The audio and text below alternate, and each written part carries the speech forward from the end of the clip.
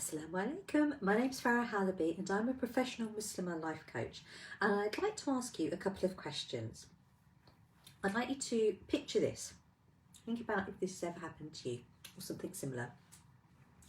You get home from work, or you're on the way home from work, you're either in the car or on the train or you're walking home, and you're thinking about a task that you have left at work, or a job that you know, or a problem or something that at work you haven't quite resolved yet, and you know that you've got to go in early the next morning, or you might even have to do a bit more work tonight.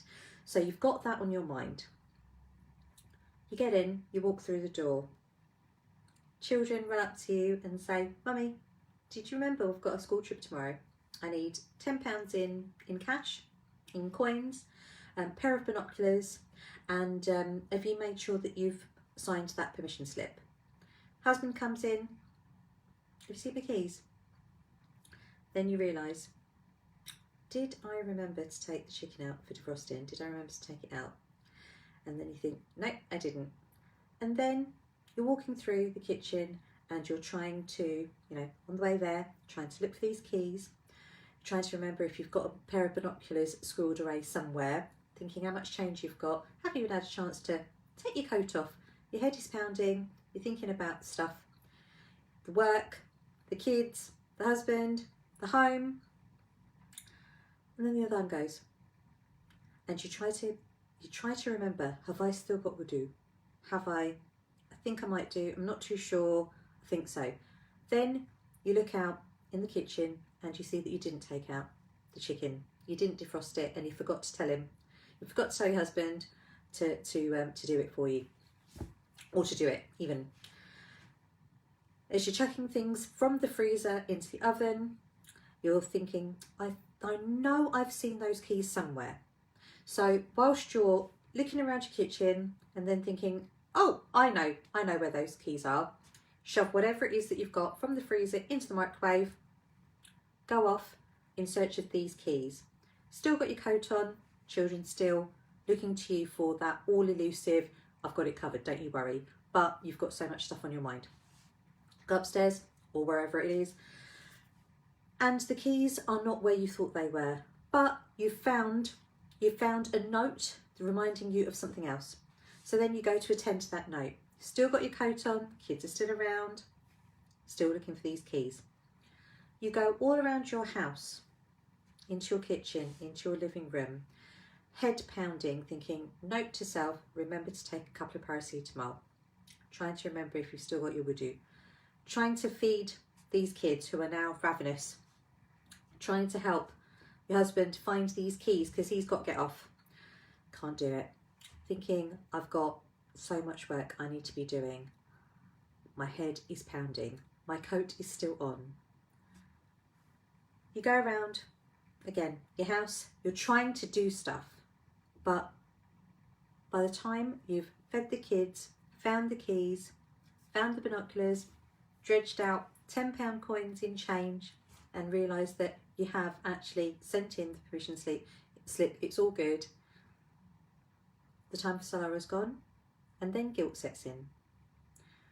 Guilt sets in, and you've got, I always do this, I'm always late for my Salah, always. And then you think, well, game over. The next Salah, you think, okay, well, I'm late now anyway. Your head's still hurting. You've managed to take your coat off at this point.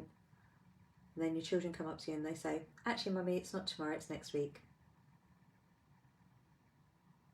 What do you do? Has this ever happened to you? Not exactly the way I said it, but has anything like that happened to you?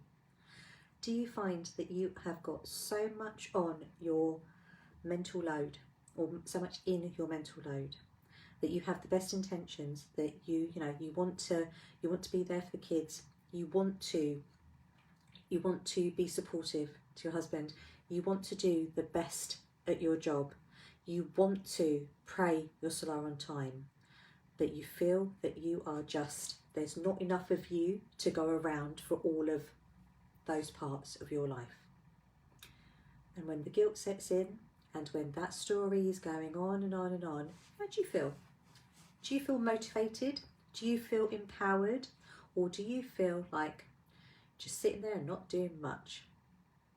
And when that mum guilt or any kind of guilt descends and you start having a go at yourself in your head, having a go at yourself, you're always like this, you never get things done on time. You know, if you're just more organised, if you could just, you know, sort things out, if you just, you know, read your emails from the school on time, organise yourself at work on time, made sure that you remember to defrost the chicken on time, made sure that you were more organised, more with it, more capable. And all the time you're hoping and wishing and praying that you were, you're feeling less and less and less of those things. So, what would you like to be feeling? What would you like to be feeling? If that story resonated with you at all, what do you do from a place of feeling completely deflated, feeling like a failure, feeling like you've not got this right at all? How do you then go on and behave? How do you then go on and interact with your kids, in your profession, in any of your relationships? From that place of feeling like you are not good enough, feeling guilty, feeling overwhelmed, feeling like you can't do it. How does that affect the way that you show up in life, in those very relationships that you want to be feeling loved and nurtured and validated and heard, and all you do is feel the complete opposite? Where do you go from there? Now, like I say, that story may not have happened to you in the way that I've just told it, but if you resonated with that at all, if you have felt any semblance of overwhelm, guilt that you are not fulfilling your spiritual obligations, that you are not fulfilling or you're not living up to your mumming expectations, or in your relationships, or that you are drowning at work, or that you just feel in your body, in your bones, that you just, you know, are really, really struggling, there is a way. There is a way of turning it around. All is not lost. It doesn't have to be this way. It doesn't have to continue that way. If you have heard anything in what I've said that resonates with you, then I'd love to know. I'd love to know, and I'd also love to offer you a space to unpick, but also just put it out there with a lens on how you move forward. It's not just, you know, a vent. It's not a moan. It's not a chinwag. It is a professional, free consultation where we will break through, unpick and understand what is going on for you, helping you to understand what is going on for you, so that you can make the changes, but see where, you know, when we're aware, like it's a bit like if you're driving in the fog, when the fog lifts and you can see, you're not so worried about navigating it. You don't feel, you know, as if it's going to be like this forever, because the fog does clear, you know, it's not always foggy. And just like when you're feeling overwhelmed and stressed and guilty and like you've had enough, it does pass. But this is helping you see how it gets to that point, helping you really get clear on what is going on for you, what happens to you, what you think, what you've got going on. And when you're aware of how you work, you're in the best position to create the solutions for you. You're experiencing all those things, you are best suited to create the solutions that will work for you, not just short term, but long term. So if you would like to have that safe, confidential, non-judgmental, professional consultation with me, then connect with me via any of the social media. Just look for me on Facebook and Instagram, Farah Halabi, Transformational Life Coach, or drop me an email at connect@farahhalabi.com. And let's help you ditch all of that overwhelm, or at least understand how it is created for you, helping you navigate a different path.